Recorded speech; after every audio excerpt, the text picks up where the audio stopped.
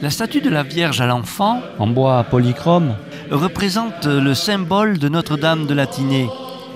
Elle est restée l'année précédente en l'église d'Oron. Thérèse Fabron, maire de Saint-Étienne de Tinée, la transmet à Gérard Steppel, maire de Marie. Elle séjournera une année dans cette église paroissiale.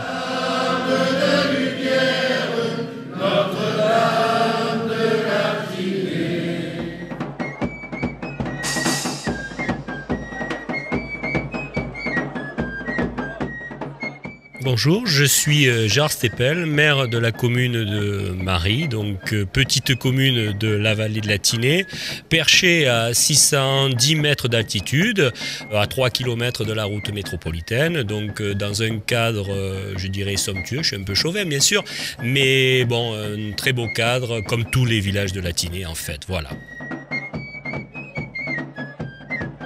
Vous avez cette porte féodale qui est classée monument historique. Cette porte féodale, on ne sait pas bien à quoi elle servait. Parce qu'il y a effectivement une tour qui rappelle un château dessus. Oui, il y avait un château, donc nous dépendions donc des Grimaldi de Beuil. D'ailleurs, notre blason est donc le blason des Grimaldi, c'est-à-dire un fond rouge avec l'étoile à 16 raies jaune et une tour qui signifie que nous étions une place haute et forte dans le fief des Grimaldi. Donc vous n'étiez pas dans le comté de Nice alors, si ? Si, bien sûr, nous étions dans le comté de Nice, disons sur le territoire du comté de Nice, mais nous dépendions des Grimaldi de Beuil. Les conférences qui seront données à la maison du séminaire, on pourra les recevoir par Internet. Donc on pourra faire de la vidéoconférence, on dit, et donc intervenir, y compris même dans le débat, dans la salle à Nice où se passe la conférence. Alors cette année, il y en a 2 de conférences qui seront joignables. Alors il faut quand même, pareil, s'assembler pas chez soi, sur son ordinateur qu'on se connecte.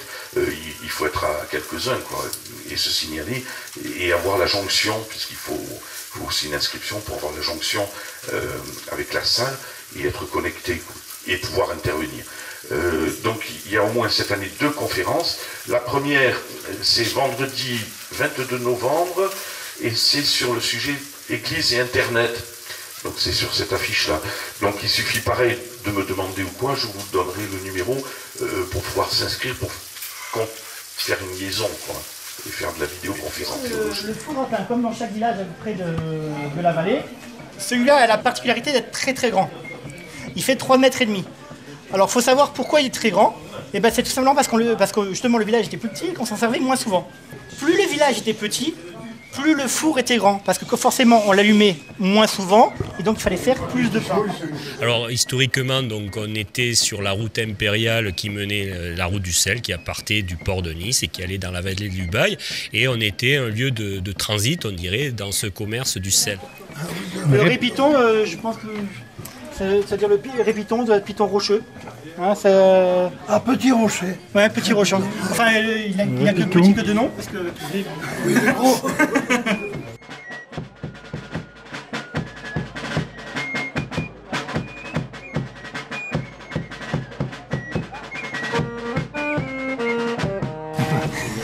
Cette fontaine, ce lavoir, a été fait en 1857. C'est la reproduction en plus petit de la fontaine d'Ilons. Ça a été fait par le même entrepreneur que celui d'Ilons, donc qui a été fait quelques années auparavant, donc 1857. Pour aller voir le moulin à huile.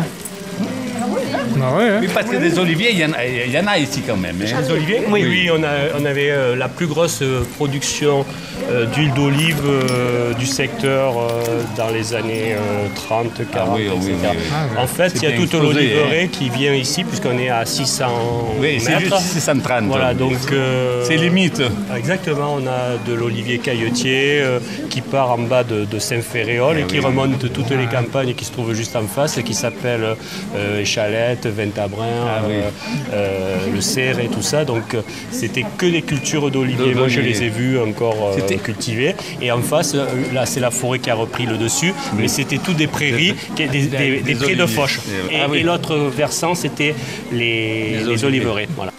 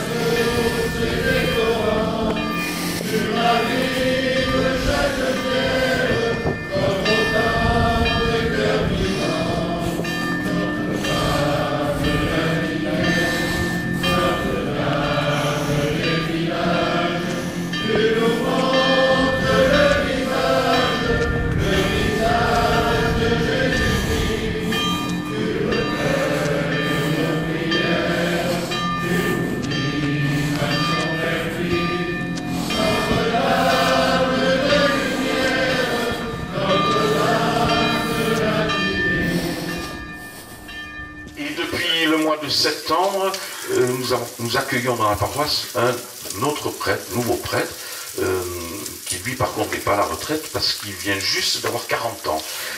Il a commencé le 1er septembre, donc vous ne le connaissez que peu ou pas. Je lui laisse la parole parce que je lui ai demandé qu'il puisse un peu se présenter pour que vous le reconnaissiez dans la rue et puis au-delà du portrait physique, que vous sachiez quelques petites choses de lui. Donc je te cède la parole, Nicodème.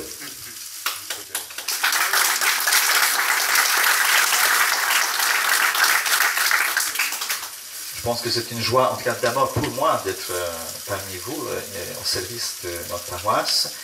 Et j'espère que c'est une joie partagée. Me voici, Père Nicodème, voilà, je suis très heureux quand je vous dis. Nicodème vient du pays de Pologne, c'est pour cela il ne faut jamais trahir ses signes. Voilà.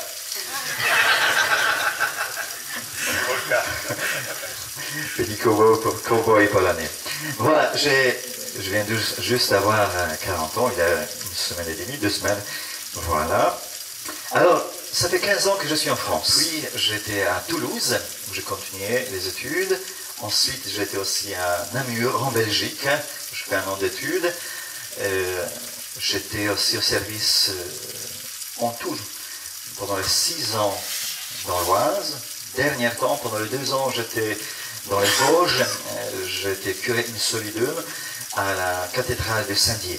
Dans mon parcours en France, il y a aussi 15 ans de vie dans la vie de la communauté des Béatitudes, où j'ai été au service de cette communauté. Maintenant, je demandais d'être missionnaire aux besoins de l'Église. Donc mon choix, c'était pour être au service du diocèse de Nice.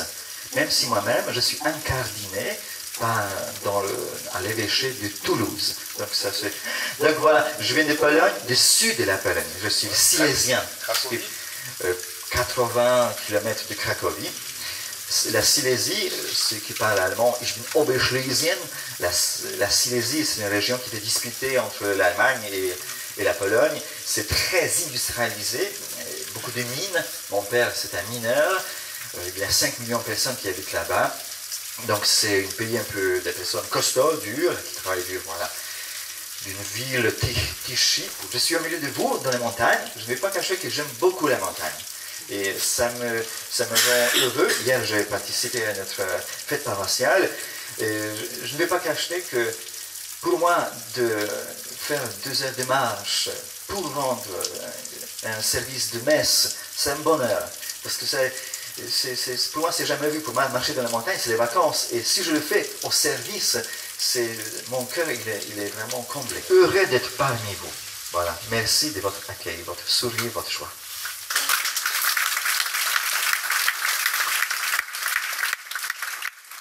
Avec Marie, ta mère, nous te supplions. Fais de nous, bienheureuse Mère de Dieu, des enfants dignes de toi, du Christ et de l'Évangile. Notre-Dame de la Tinée, Mère des montagnes, des neiges, des cimes et des vents, fortifie des enfants dans l'adversité. Notre-Dame de la Tinée, Mère de nos clochers, de nos villages, de nos ruelles pavées, de notre merveilleuse nature de montagne, donne au monde entier la concorde et la paix. Nous te supplions, ô toi, Notre-Dame, intercède auprès de ton Fils, pour qu'il répande son esprit sur toute la terre. Notre-Dame de la Tinée, prends sous ton manteau tous ceux qui frôlent les gouffres de l'existence.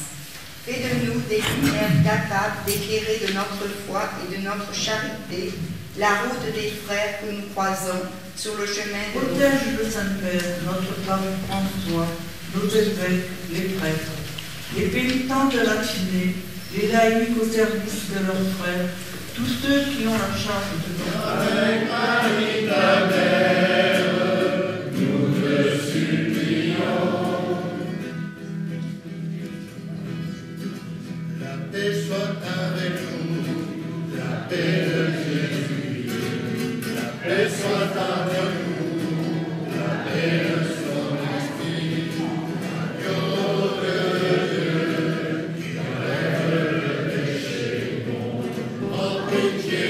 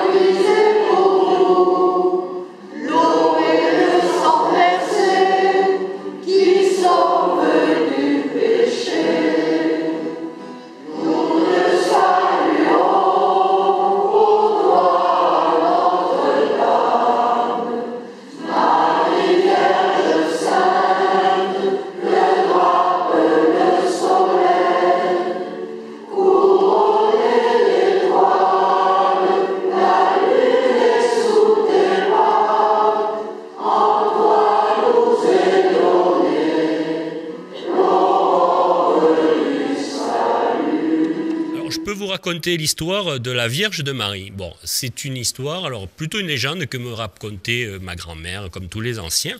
Alors là, vous avez vu la Madone, donc la Vierge, Vierge Marie, est en bois d'olivier sculpté, donc polychrome, et elle pèse à peu près 450-480 kilos. Donc nous la portons chaque année, pour la nativité, nous avons une procession où il faut au moins 8 hommes pour la porter. Alors l'histoire dit qu'elle a été réalisée en Italie. Elle est partie du port de Gênes en bateau et elle est venue donc de manière pédestre par la fameuse route impériale, puisqu'il n'y avait pas les moyens de communication d'aujourd'hui, donc à dos d'homme et peut-être sûrement même de mulets et d'ânes, jusqu'à Marie. Pour, j'allais dire, l'inauguration de cette statue, il y a eu des milliers de personnes, dont le sculpteur.